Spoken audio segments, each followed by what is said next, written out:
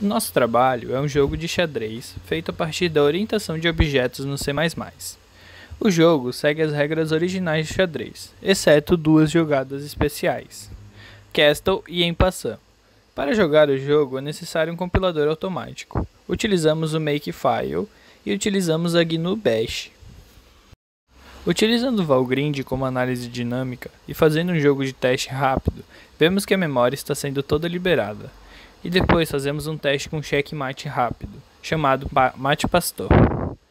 Mesmos resultados, pois usamos apenas ponteiros inteligentes que liberam a memória após o uso do destrutor.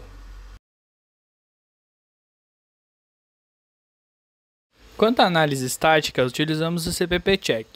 Houveram apenas erros do tipo style e acabamos decidindo não mudá-los. Não conseguimos usar o mesmo no terminal do VS Code, então baixamos a versão executável e fizemos a checagem de erros dessa forma. Estes foram os erros.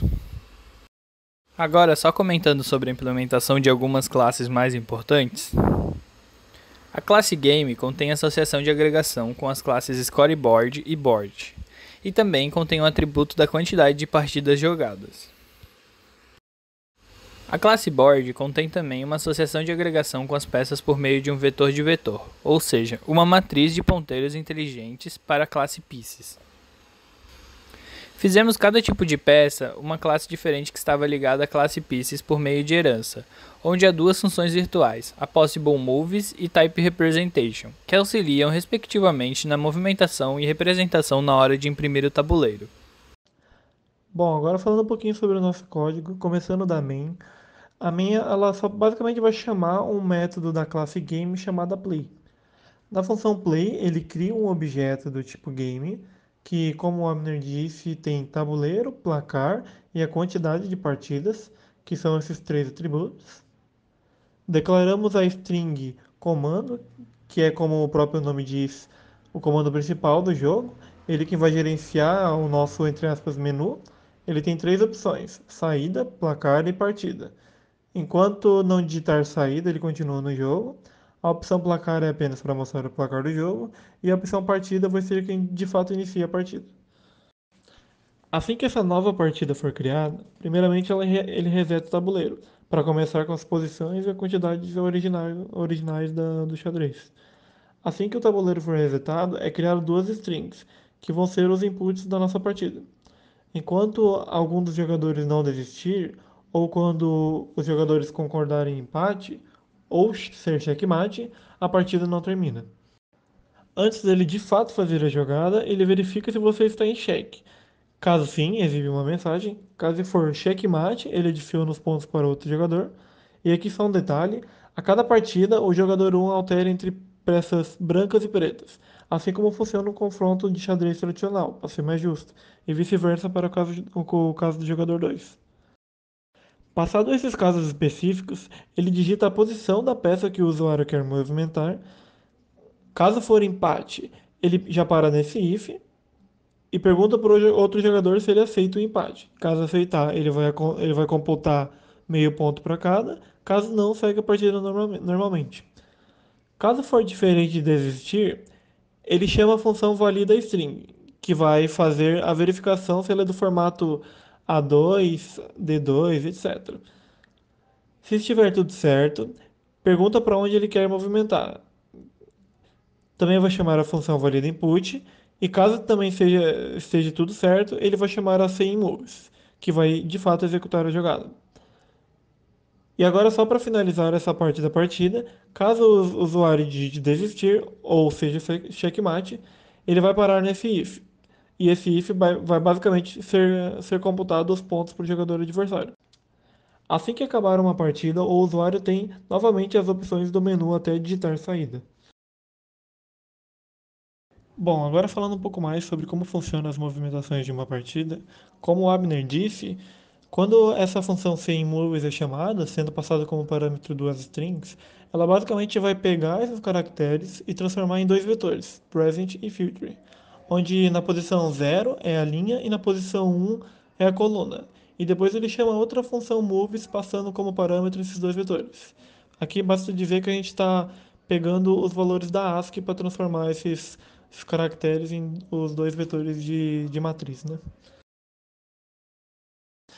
Na Moves, ele primeiramente verifica se você está tentando movimentar uma peça que é sua, né? Isso inclui também peças vazias, ou seja, se você está tentando movimentar uma peça branca e é a vez das pretas, ele não vai deixar.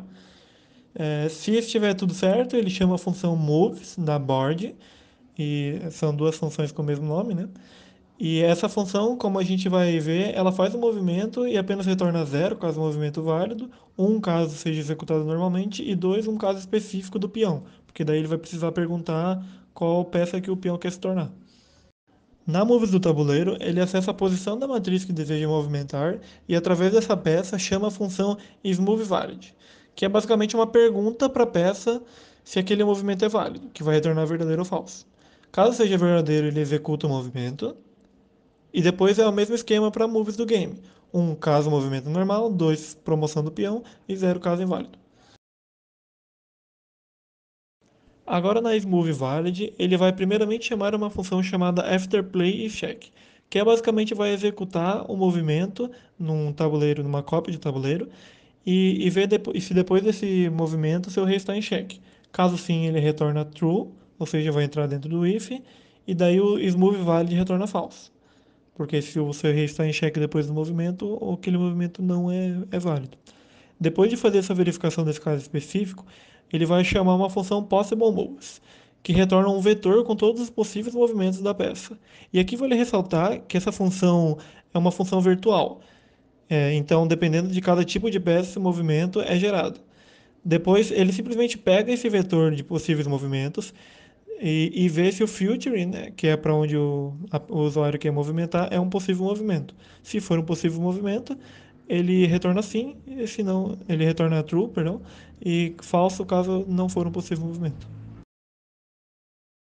Bom, agora eu vou só rapidamente mostrar como funciona uma possible move, utilizando o rei como exemplo.